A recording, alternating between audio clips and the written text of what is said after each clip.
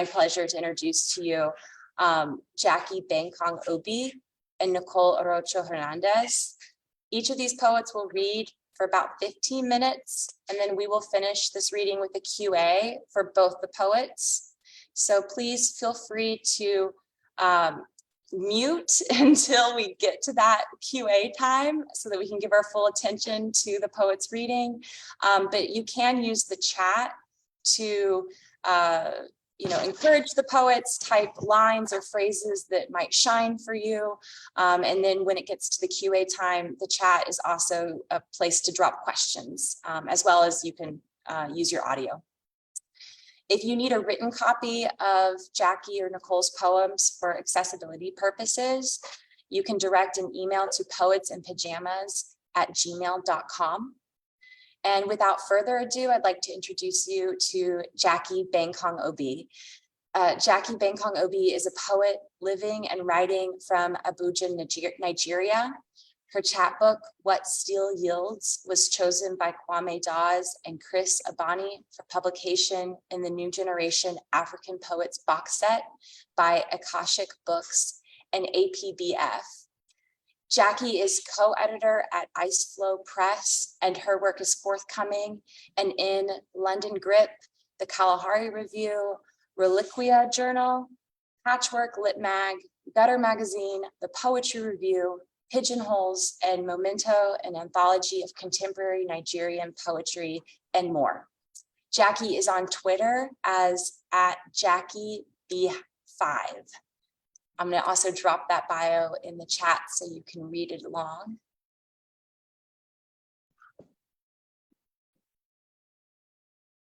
I also just dropped that in the chat. Oh, perfect. Thank you so much. All right.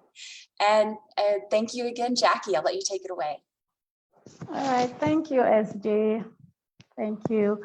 Hi, everyone. Thanks for joining us. I think I would like to start by thanking, Poets in Pajamas and Sundress, and then of course sponsorships, by Poetry Magazine for having me. I know you had a lot of submissions for this, so I'm really, really honored to be one of the poets chosen to do this. I'd first like to also apologize to everyone. I talked up a good game when I said I was going to bring bonnets and other sundry accessories to this. This was supposed to be like, a pajama thing, but unfortunately the bonnet didn't make it. So sorry, everybody. Okay, so I would just like to go right ahead to the poems and just read. So I'll start by reading False Leads. It was published, I think 2 years ago. So False Leads for G, after reading Brea Mason Campbell and Nazim Hikmet. In the receding light of the day, my eyes are thirsty, the world is fine. You could never get enough of grassy meadows, ribbons of green and lemon, fronding and cheerful. I am at the doorway of the police station. A slow wind rustles through the field of lemongrass. And beyond, there are birds singing the evening. I want to believe I can hear your voice in the fray. Inside, someone undone by grief crows brokenly. All this grieving, and the dead stay dead. It's true we are born with the same assurance of death, meaning we do not have to go looking for some things to find us. The city is known for its throng of mourning doves. To leave the roost is to know the way back. But the real injury is a stray bullet, the indifference of its plunder, a raptor's swoop and stolid violence. A gun shot inside a dove's nest will hardly miss, by which I mean deplume its flight. I could never look into the faces of the dead. On the news screens, the bodies pile and pile. Look at it this way. The point isn't just about how hard it is to face the cruelty of loss, but to stay soft, to grow new wings. Okay, so I'll just go right ahead to the second poem. This poem was published last year by a Reliqué journal. It's called A Turn in the Ruining, Postscript of Harmattan and Whimsy. Tinapa, a wet dawn we are watching after winds hunt, crying through trees drowned in night rains. Lights overture, split forest of race mosas in brackish waters, the season exacting redress in a prosaic and sullen September, ordinary time signaling of a turn in the ruinings left, leaf litter to the bulk of another fall. It's not the tree's fault. Harmattan, old novelty, keeps circling back, drawing from the tangents of usual grievances. Still leaves, others, all back, all the murky froth of late monsoon scrapings piling on, until a year's worth of postscripts refined, scattered to the river mouth, reminding us nothing grins forever, the dark dirigibles underneath it all. These whims of life circles, fated to repeat in the silent architectonics of sap and the muted reveries of blood, knotting and unknotting universes of rind into the long genealogies of blooming. There are days when the current is an uncut stream, coming and going, clear with its own meanings, aqua, translatable. But today, the slag comes rushing in, muddying the water, clogging the flow, and the morning clouds, overcast, fleeting shadows to a familiar place, lend even more shape to the grim opulence straining towards brink. A demand stacked on demand, how the heft is gradually built into things until history's final recourse, proving again and again that despite the shifts, something has lived here before and come will again.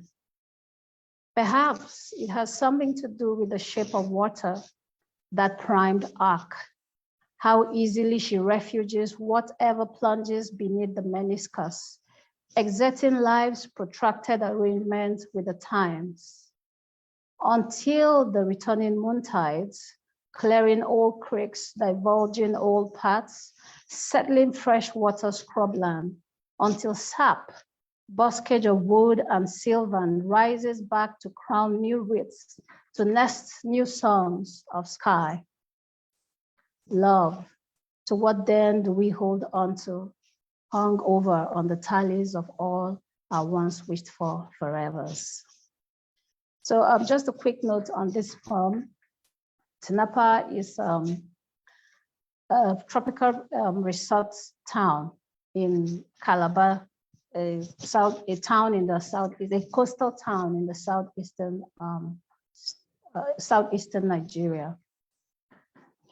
So the last poem I'm gonna be reading is called Bougainvillea. This one was published in Memento, the contemporary anthology of Nigerian poetry.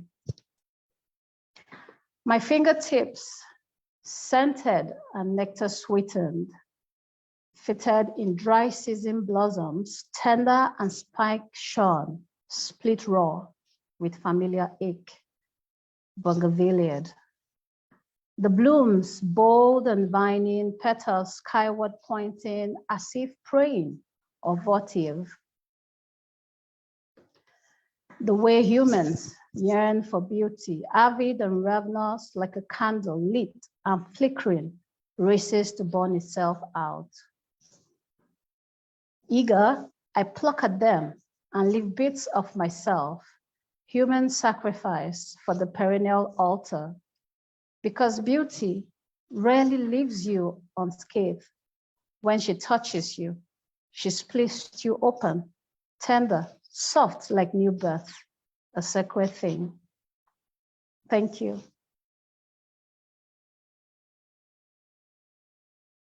Thank you so much. Thank you, Jakky. Next, I'll go ahead and introduce Nicole Arocho Hernández. Nicole was raised in Cabo Rojo, Puerto Rico.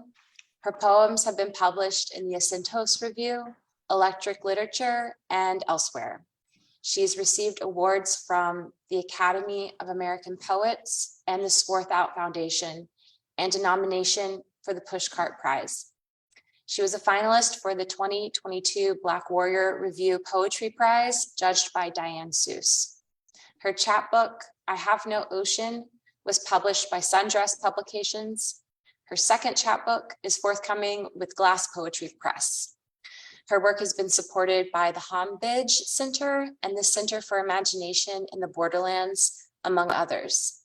She's the translations editor at Hayden's Ferry Review and an MFA candidate at Arizona State. Thank you so much, Nicole. Hi, everyone. Thank you for joining us tonight. Thank you for that introduction. And thank you for your poems, Jakky. What a wonderful way to start the night. I have a lot to think about. Your lines were so beautiful. All right, I'm gonna start reading. I have a few poems. I wanna say that I have a few poems that are in Spanish and English, so I would read both versions. A lot of my writing practice includes both languages. And I will precede the reading by saying that a lot of my writing deals with colonization in Puerto Rico, my homeland, and sort of oppression there. So you'll hear a lot of that. Okay, this first poem is part of a series with the same title. The title is Colonization Will Never End. And this poem has an epigraph from Asiya Wadud that says, "Who do we kill without touching them?" I move from the bench to the swing. Virtual therapy session just ended. I need some movement. I reopen Patricia Williams' The Alchemy of Race and Rights. I don't read more than one page. I look up. The neighborhood park is flooded after yesterday's downpour.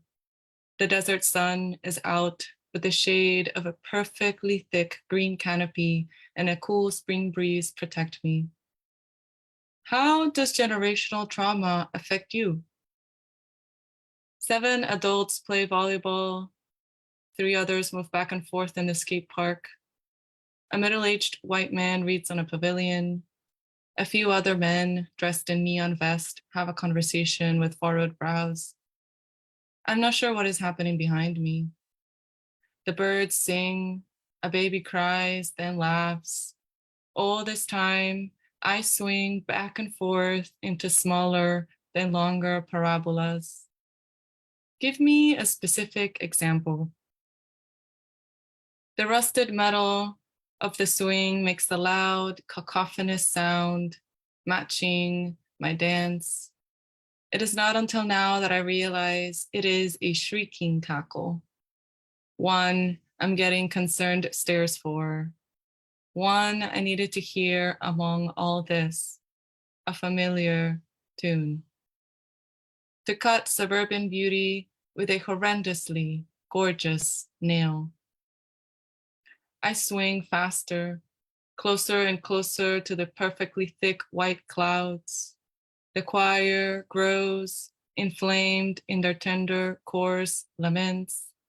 I can hear each one of them in this song, clear as the perfectly blue sky, crying, singing, moaning, heaving, dying.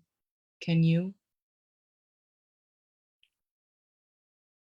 Ooh, that's a really fresh poem.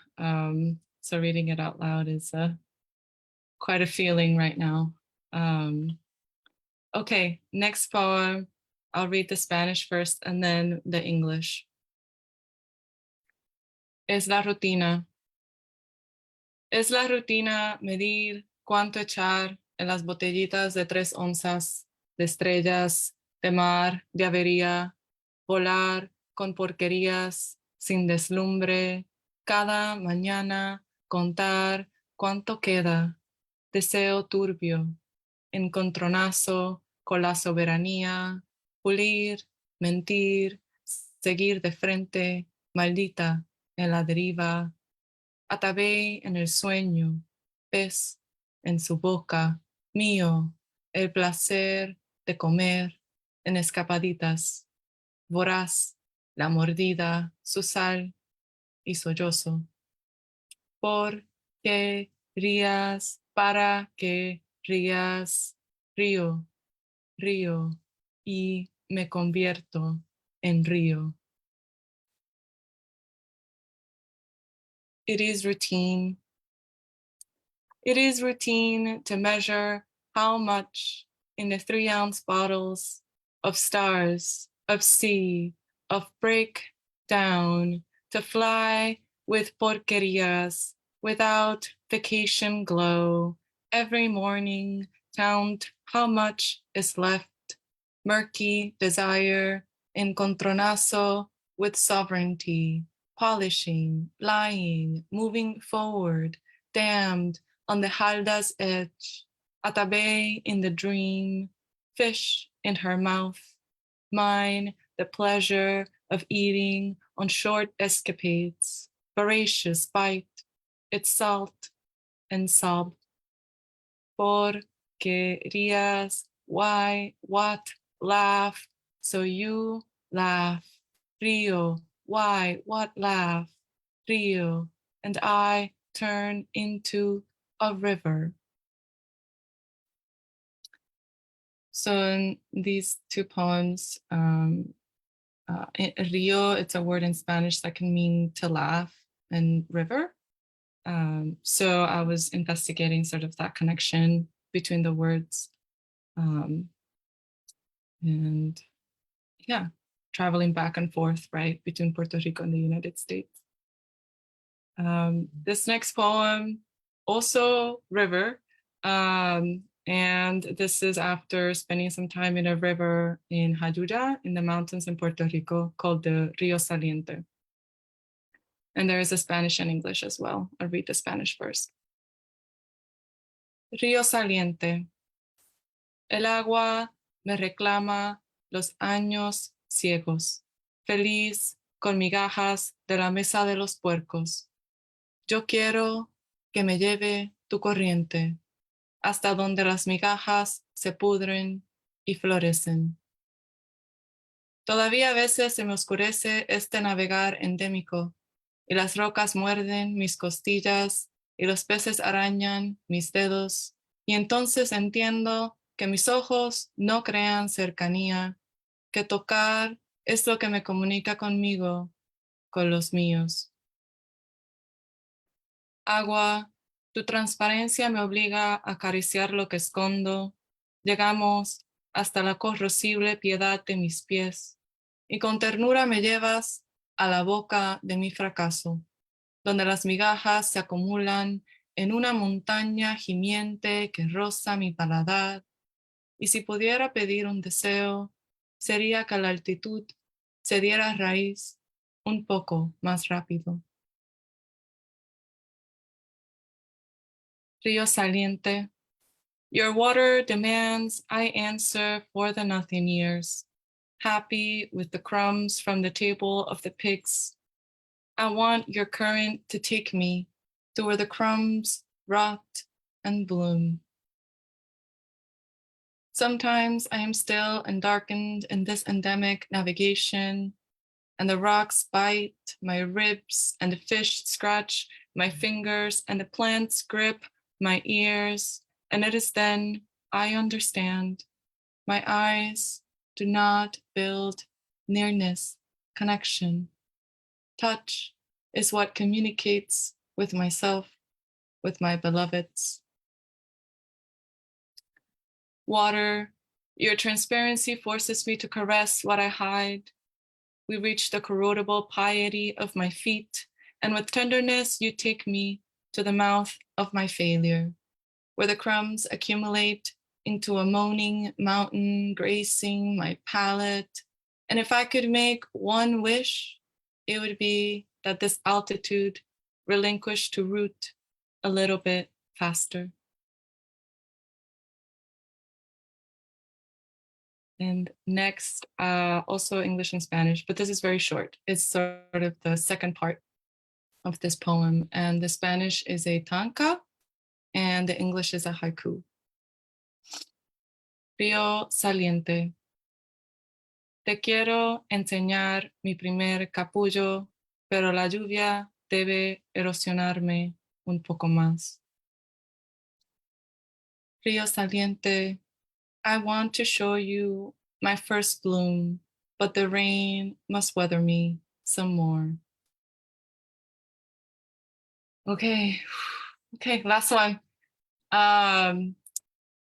Okay, a little bit of a change of tone and pace. This one is only in English, and it's titled Origin Story, and it has an epigraph from Frantz Fanon, The Wretched of the Earth. Because it is a systematic negation of the other person and a furious determination to deny the other person all attributes of humanity, colonialism forces the people it dominates to ask themselves the question constantly, in reality, who am I? Origin Story, after Don Miche and Jenny Shia. I am who? I am reality. I am in who? I am I. I am whom reality. I am in.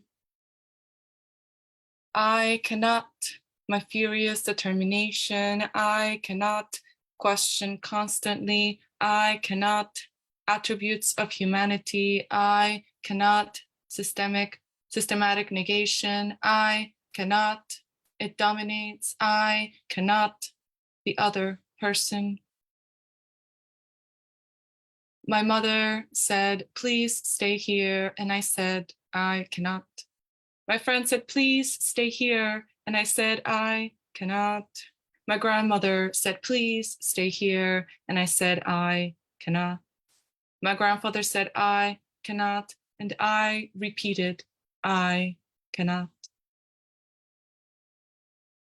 Negation lives in the house of privilege. Who do I think I am to be here?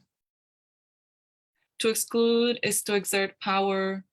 I am who, in reality, cannot. My constant questions. What is the color of my mother's first home? How did my friend live through her grandfather's death? Why does my father pray with a furrowed brow? When will my grandmother be ready to leave her house? Where did my grandfather read the poem that changed his life, that determined my life?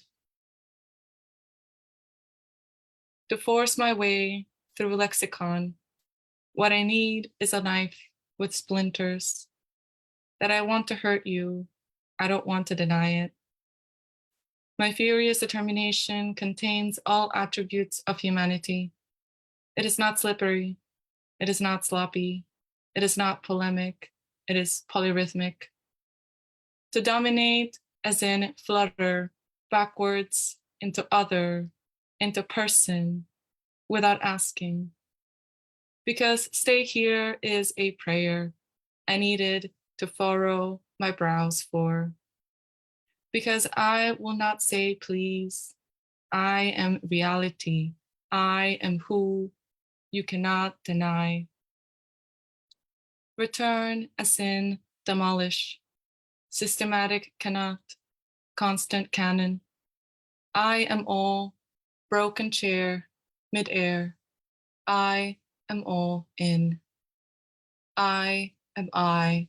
Storm, laughing as it scrumptiously chews your gated vacation homes. I am who is real, themselves ready to leave the house. Death reading this, changing its mind. How delightful to not live in a question. To say it, villainy. Look in the mirror, villainy. Write it with red lipstick, villain. Thank you. Amazing. Thank you so much, Nicole. And thank you, Jakky. Both of these readings were just absolutely gorgeous. I want to definitely open this up now for questions. If folks listening have questions, feel free to unmute yourselves and just shout it out. And we can take it from there. And also, if poets, if you have questions for each other, feel free.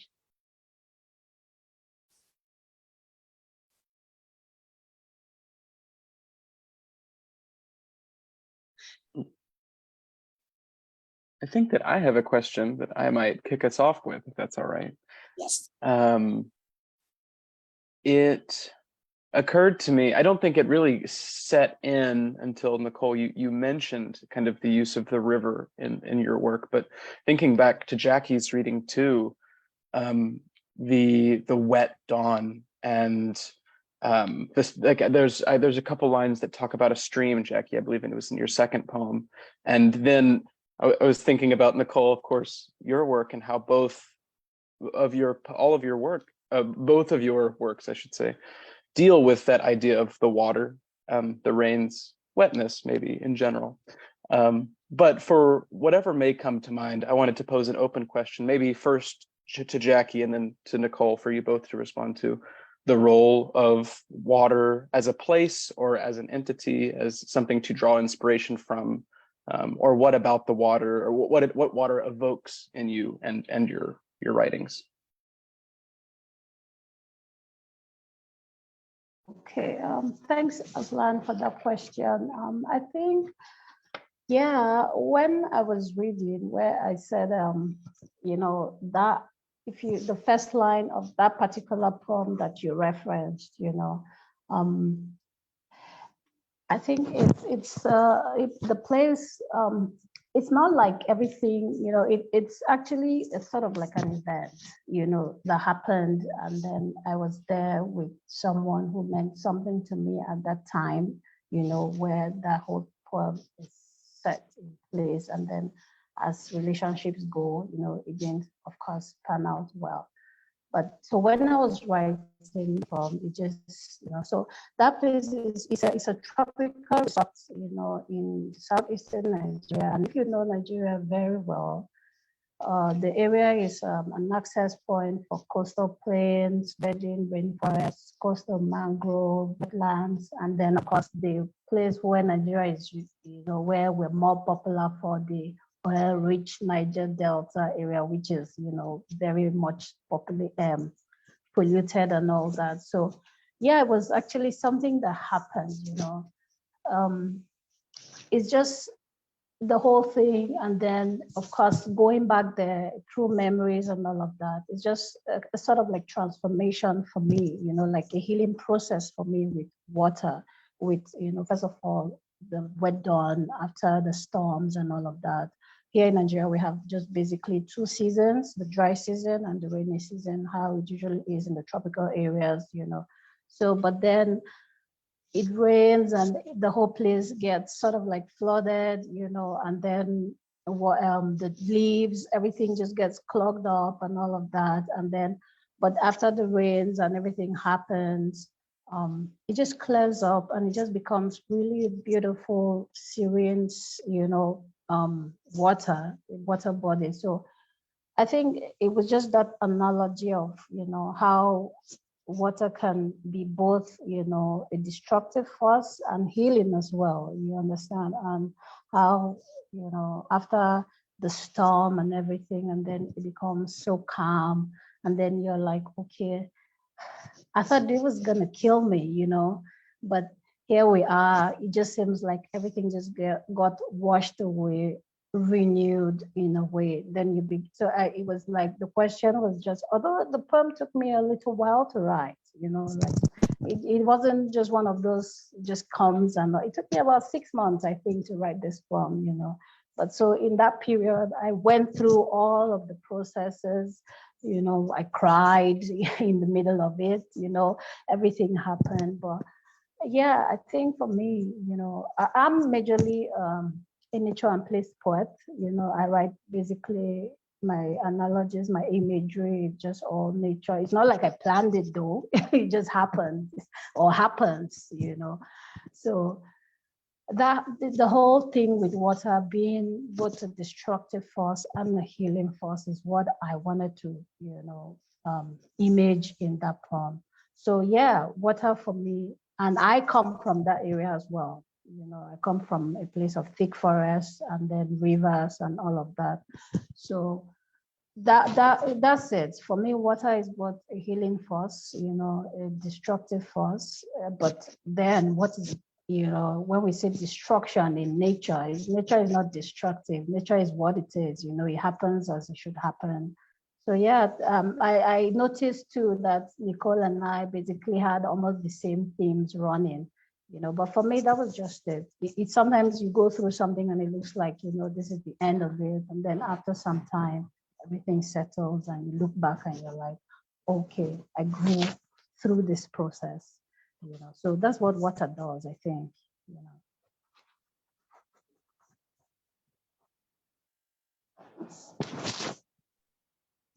So Jakky, yeah. what a lovely answer. And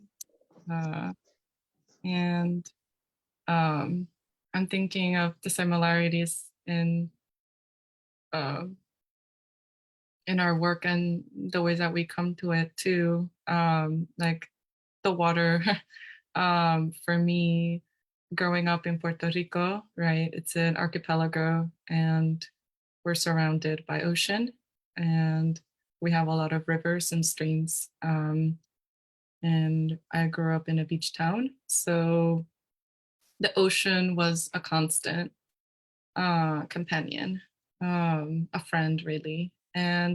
But you know, the ocean is not the most placid water as well. So I read a lot about the river when I want to investigate something that's less assertive or intense. Yeah, and then, you know, also like a subtropical place, Puerto Rico, and there's a lot of rain. We have hurricanes, right? We also have a wet season, a dry season. But even, you know, with climate change, there's less and less of a dry season. And storms are getting stronger too. So yeah, the water is like an ever-present, it's like a constant in my work because it was a constant in my upbringing. And in the ways that I think about water, sort of having the ocean as your border, and for your country, sort of made me think differently a little bit about what water represents, and what it encompasses, and then rivers as well. The poem about Rio Saliente, it was a recent trip to Puerto Rico in the winter. And I just sat with the river for a while, and just took notes of how I was feeling. The river just sort of speaking to me, and I speaking to the river as well. So yeah, I think of water as sort of its own entity that I can communicate with, and it's something that I can write with in the poems to showcase, sort of write my internal place at that time.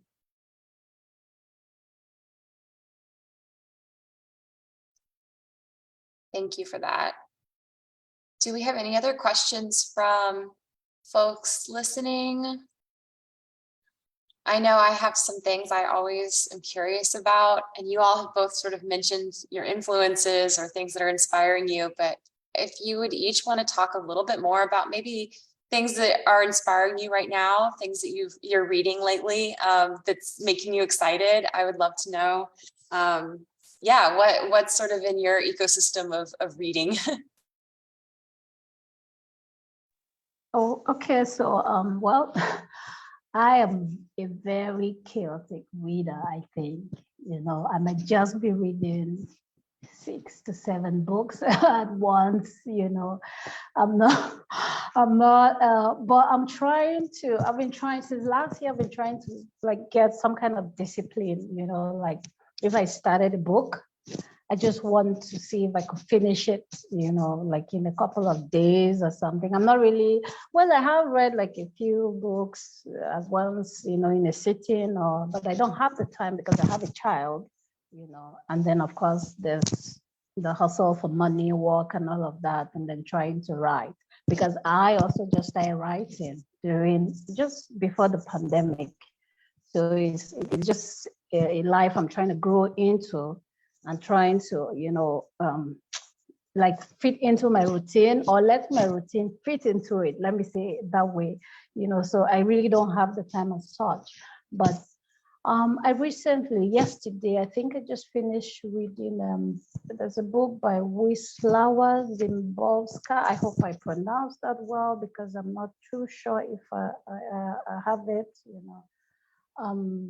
I just finished reading her book, View with a Grain of Sand. And my God, I love that book. You know, I was telling a friend of mine, you know, like I have quoted lines from, I mean, like, you know how you see stuff online, you come to Twitter, somebody shares a poem, you know, and I quoted, you know, a line, there's a line I love from that book, which says, forgive me distant flowers, forgive me distant walls for bringing home flowers. When I read that line, you know, it was like, you know how you feel like life is going on for you, it's for everybody, but then there are people, you know, stuff is happening elsewhere, and then you have your little pleasures, you have your flowers, you have, you know, your son smiling at you, you have this little everyday moments that other people are not experiencing. So that line really caught me up. So when I read that book and I saw that that poem was actually in the book, so I really love that book. Then I'm also reading The Mouth Full of Blood by Toni Morrison. I just started it. That's I think recently as well. And then of course I'm reading all kinds of. Everybody has like all these magazines, you know, new poems everywhere. Trying to catch up with my friends as well. You know what they have recently published and all of that. So yeah, I'm just really all over the place. I usually don't have like one book I'm reading at a time. I just read everything. And sometimes I start something and then I want to do a research on something else, and then something else catches my attention. I read that, and you know, so yeah, I'm just trying to read, really. I know I'm trying to learn poetry. I'm trying to, you know, get myself acquainted with the writing and all that. So yeah.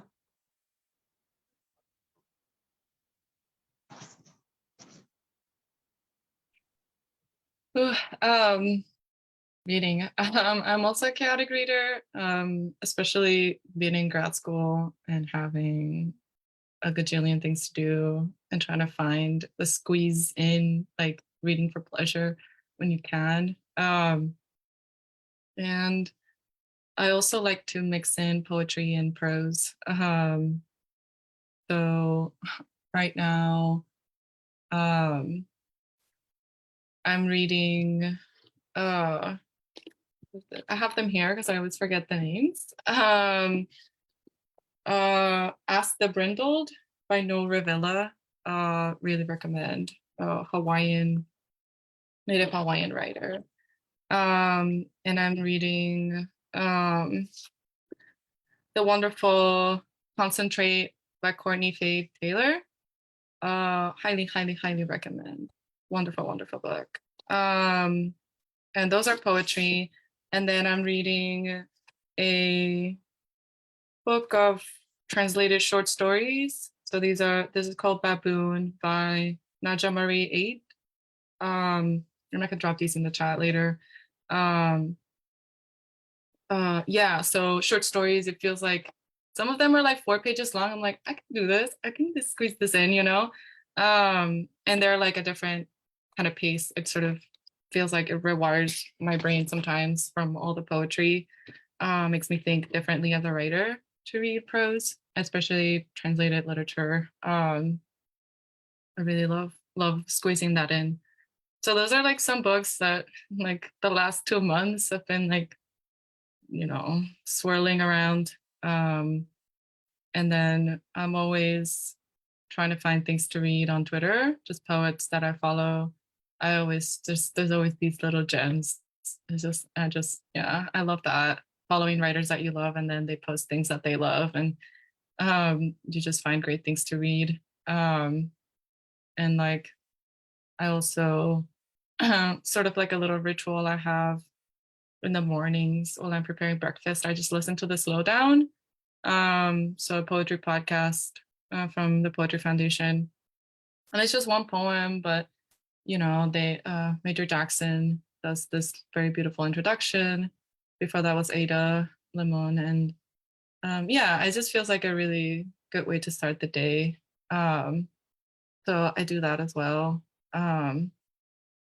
But yeah, I feel like I could never just do one book. There's like this ecosystem of reading that I want to live in, of all these things swirling around. Yeah. Aslan dropped the link to the slowdown in the chat. Excellent.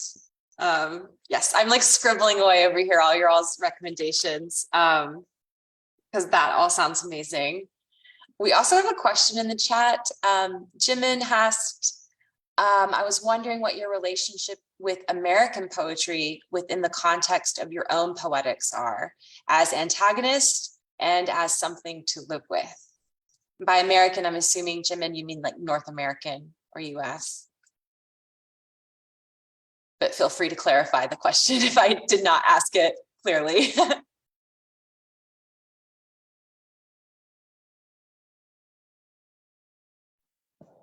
Okay, so I think for me, really, I don't know, because I don't really, I don't know, I don't approach, you know, my poetry in that sense of this school, this place, that place, and all of that. Maybe because, like I said, I'm just taking this up, you know. And so I really, I think actually I came into poetry through social media. I'm one of those Twitter poets, you understand? Like I encountered poetry through Twitter, and then, you know, Instagram, when I used to still be on Instagram. So I didn't really come into it like, oh, there's a school here, there's this, that, or that. I just started reading people that I love. I encountered stuff, and then I read it and I loved it and all that. But I always like, I used to journal a lot growing up, you know, and then I loved books, and then I read, but not really poetry. I used to just read stuff generally and all that. So what happened was, I have this, my elder brother is a journalist. So someday he just said, oh, I see this stuff that you do, there are short notes that you make and all that. Here, this is, you know, this place, send your work here and send your work here. So that was how I came into poetry. So I don't know how to approach it from the sense of, oh, there's a school here, there's a school there, or whatever. So I just read stuff that I like as I go along, you know. I don't say, oh, this person is from North America, American this or that. The only thing that I do is that I approach it from the sense of, okay, sometimes I say, oh, I want to read nature, you know, like I'm looking for poets that do nature poetry, because that's what I'm doing currently and all that. So I go ahead and read their work. I borrow from, you know, different places. But truly, there are times I can't. There's some poets, maybe I try to read it and I just can't enter their work. I just can't relate with it. So I don't try to force myself, you know, to do that. Sometimes I leave the book or leave the poet, you know. Then maybe someday something just rings in my head. Oh, then I go back, and then it's like, oh, it makes sense now. All of a sudden, you understand. Then like, but truly, right now, I'm really loving the Eastern European poets. So I think someone recommended first, I think was Transtroma to me, you know, Thomas Transtroma. That was, you know, so, and then I read it and it was like, oh my God, I love this guy. So I read everything I could find.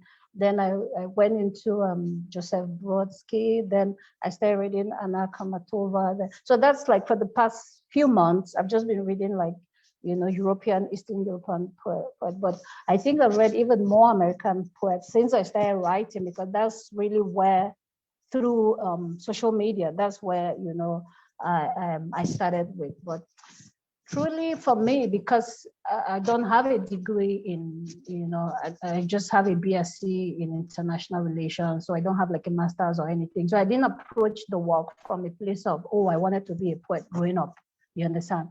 I'm 40 this year. I started writing like 3 to 4 years ago. So I'm coming from, I usually like to call myself a lay poet. I'm just coming from a place of, this just happened, I don't know what happened. Someday I just woke up and started writing poetry. So that's what happened. So I approach it from there. I don't have a syllabus. I don't have something I just read as I go along. I love poetry. I come into it, but I do read because I know that to be a good poet, to be a good writer, you have to, read. So I take every opportunity I can to read, and then to attend stuff like this, Zoom, and then trainings if I can help it. I think 2 years ago, I got like a bursary from the Poetry Society in the UK, and I went through a series of trainings and all that. So that's for me, that's just how I approach my work. I approach it from a place of really like craft, as like if you were going to someone's workshop to study under someone, you understand, like I do my writing basically by hand as well. I do notes and notes and notes. So if I'm writing one poem, I could go through 6 notebooks. That's how bad or how good I have to do it. I might write one line up to like 10 pages, trying to just get that line right. So for me, that's the approach. I've never really studied under anybody or said there's a syllabus or something. I just love it and I just do it.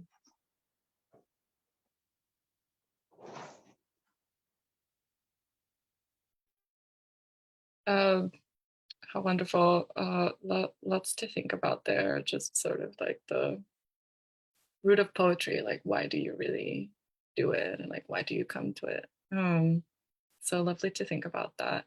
Can I ask for the question to be repeated again? I feel like I lost a little bit of what the question was. I'm not sure if Jimin can unmute.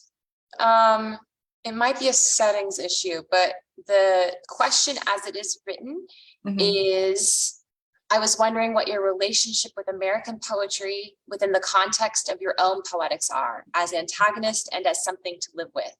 And Jimin also clarified in a direct message, oh, it's somewhere here. And I mean in the hegemonic presence of American poetry. Yeah. Okay. Thank you for that question, Jimin. Lots to say there. It's like, it feels like it's a question I just grapple with constantly, because I do have like institutional education, like academic education in creative writing for my undergraduate and my MFA currently. And as a Puerto Rican, growing up in the archipelago, still a lot of what we would read, it was American, and be it in English or translated into Spanish, and in the education system as well, since we're a US colony. And yeah, I think trying to find my own poetics within the sort of hegemonical canon of American poetry is something that I think I will continue to grapple with in my writing. And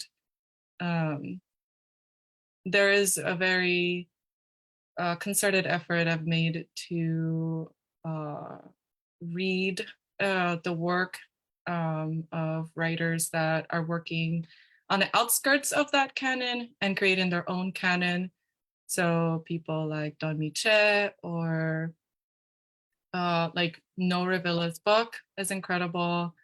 Like the work of Black American poets right now, like African American poets, is incredible in the ways that they're moving away from that canon. And yeah, just making very specific efforts to try to read and move my education in that direction. It was definitely not something that I was that I encountered in my undergraduate studies, to the point that it was such a white education, to the point that I didn't write for a long time after that. I felt very discouraged and out of place, sort of illegible.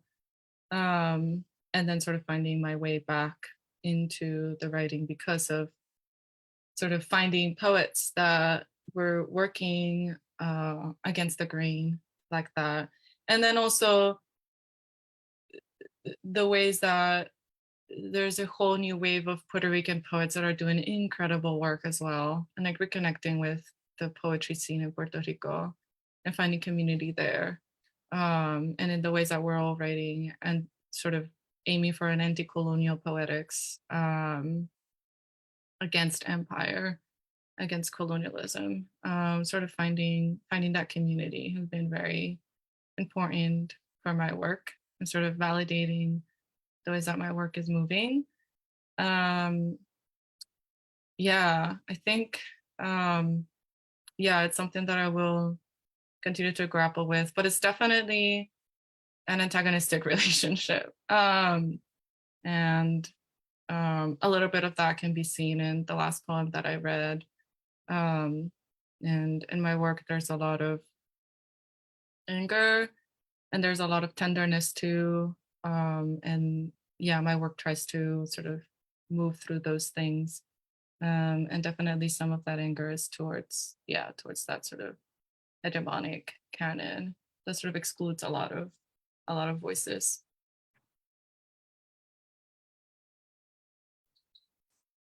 Thanks for that.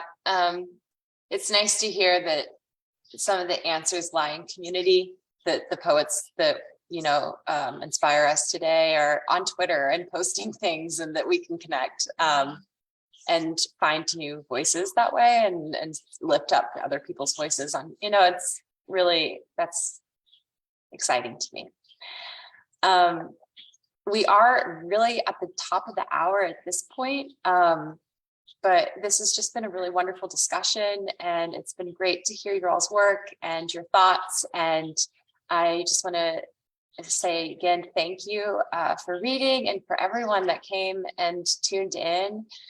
This has been really lovely, and I want to encourage everyone to keep supporting Jakky and Nicole's work. Follow them.